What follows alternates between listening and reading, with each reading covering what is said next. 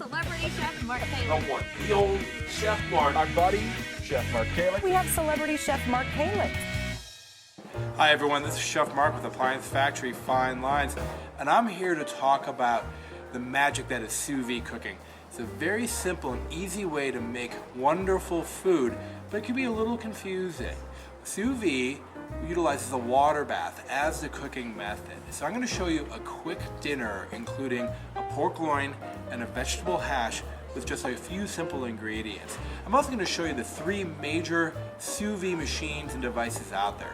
Stay tuned and let's get to work. I'm making Cajun roasted pork loin, and I'm going to make a Cajun seasoning.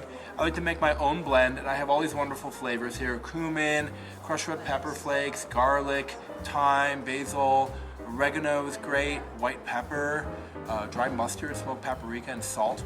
All of those are really nice in a Cajun blend. You can really customize that to match your flavor profile that you prefer. Put everything in a blender, just mix it together, and I make a lot of it at a time because it's so delicious. What I'm going to do is vacuum pack my pork here. I'm going to place it in my water bath, anywhere between 150 to 160 degrees. 160 is going to be less pink, 150 is still going to have that nice tinge of pink in it if you prefer that. But I don't season my meat before I package it for sous vide because the flavors will become overwhelming.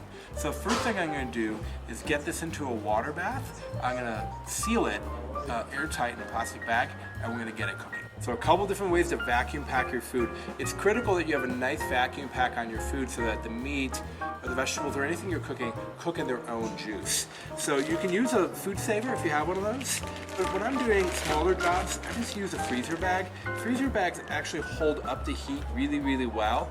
I'm going to do what's known as the water bath method for sealing. So I zip my bag most of the way, and then I push it under the air, under the water, which will push all the air out of that, essentially creating a vacuum. This does a pretty good job if you don't have a vacuum sealer, or again, if you're just doing a small job and don't want to pull out your big vacuum sealer to get all the air out. So I just push it under water, squeeze, and then right when it goes under water, I just zip it, and there we go, and that's nicely vacuum packed. Then I'm going to set this here into my pot of water. This is a wand style sous vide. This is the first of the three styles of sous vide machines I'm going to talk about today. I'm going to go ahead and turn this on. I want to set the temperature for 155 degrees because I like a little bit of pink in my pork. I'm going to go ahead and hit start. The beautiful thing about sous vide is that you can cook this for much longer at a lower temperature than you can conventionally. So once the water hits 155 degrees, my pork can never go beyond that. It can't get any hotter than the water. So that means I'm guaranteed not to overcook my food, and because it's vacuum packed, I can leave it for several hours and not worry about it spoiling because there's no oxygen in the packaging. So 2 hours is about the minimum I recommend, but you could start this at the beginning of the day before you leave for work, come home, pull it out of the packaging, it'll be fully cooked and ready for dinner.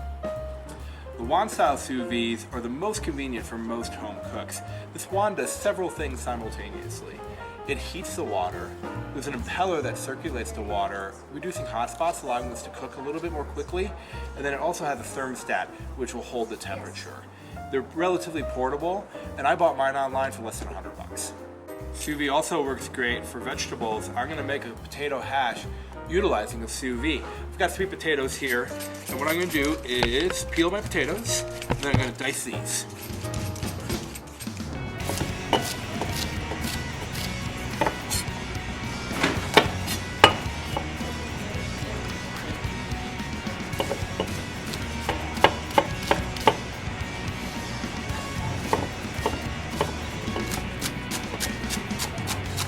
Okay, I got all my vegetables cut here. I've got Trinity, which is onion and peppers and celery mixed with my sweet potatoes. And I'm going to sous vide this at 180 degrees for about an hour to hour and a half. I'm going to vacuum pack it in the water just like I did with the pork loin. But this time I'm going to use an integrated sous vide, which is offered by Signature Kitchen Suites. It's built right into the top of their 48-inch Pro range. It's pretty cool. Let me show you that to you. I'm over here at the Signature Kitchen Suites 48-inch Pro range, and this thing has every feature you can want in one unit. Built in, it's got a couple induction burners, 4 gas burners, a built-in sous vide, as well as a convection oven with full culinary features and a steam oven. We're going to focus here on the sous vide. I'm going to do the water bath vacuum pack, just like I did with my pork. in I go. Okay, very good. Now I'm going to set the timer here. I'm going to do this for 3 hours, and I want to go up to 180 degrees. Okay, and I'm going to let this go for about 2 hours, and once it's done, just like the pork, I'm going to put a little bit of a sear on that in a pan to give it a nice flavor. I'm over here in the Monogram kitchen to show you the last style of sous vide devices that I want to introduce, and it's the integrated sous vide. This is a Bluetooth device. It clips to the side of the pot magnetically, and this will speak to the cooktop. You set the temperature, and the burner will just kick on and off and maintain, let's say 135 degrees, whatever you're looking for. It'll do it automatically. This is great because if you're thinking about induction, this is a great way to introduce sous vide without having too much extra hardware in your kitchen. Okay, my pork is ready. I'm going to unpackage it. And you'll notice that there's some moisture in there when you unpackage that, and that's just water that's coming out. Okay, so here we go. You can see this is fully cooked, but it doesn't have that caramelized look that you would expect when you're roasting something. So when you're sous videing, particularly protein, it's critical that you put a finishing sear on that. So for steaks, chicken, pork, even seafood, I like to either do a quick sear in a saute pan, which is what I'm going to do right now, or a quick trip across a preheated grill for grill marks. That's going to give it that nice crust that you kind of expect.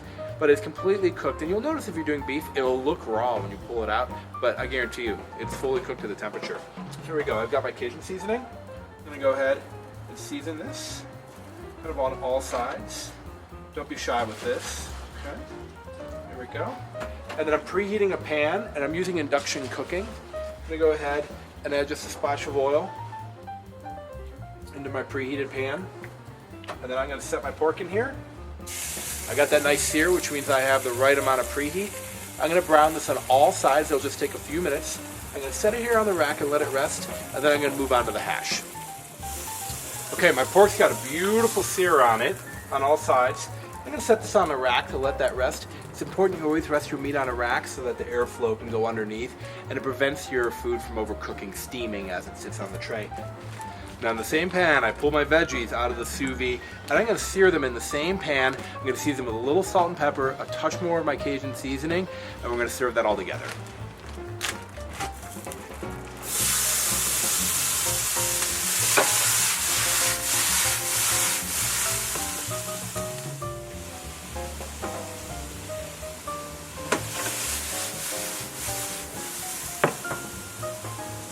All right, it's time to pull our entree together. This has been really quick. Once I did the initial knife cuts and got everything in the sous vide, I was able to relax, get some other work done, and here I am ready to present. I've got my beautiful potato hash on the plate, and now I'm going to slice the pork to finish it. My pork's been resting just a few minutes. 5 minutes is plenty. I'm going to carve my pork tenderloin against the grain. You can see the grain runs in this long direction, so I want to cut my pork in this way to keep that grain nice and short. And you can see how tender this is, how my knife just glides right through. And here's a little presentation tip. If you carve and keep things together and in order, you're going to get a lot nicer presentation. So I'm going to do about a half of a pork tenderloin per portion. I'm going to fan that out. And sometimes I serve this with a little barbecue sauce, sprig of parsley for a garnish, and you're ready for dinner. So hopefully this unlocks some of the mysteries of sous vide cooking. Thanks for tuning in. This is Chef Mark with Appliance Factory. Fine Lines.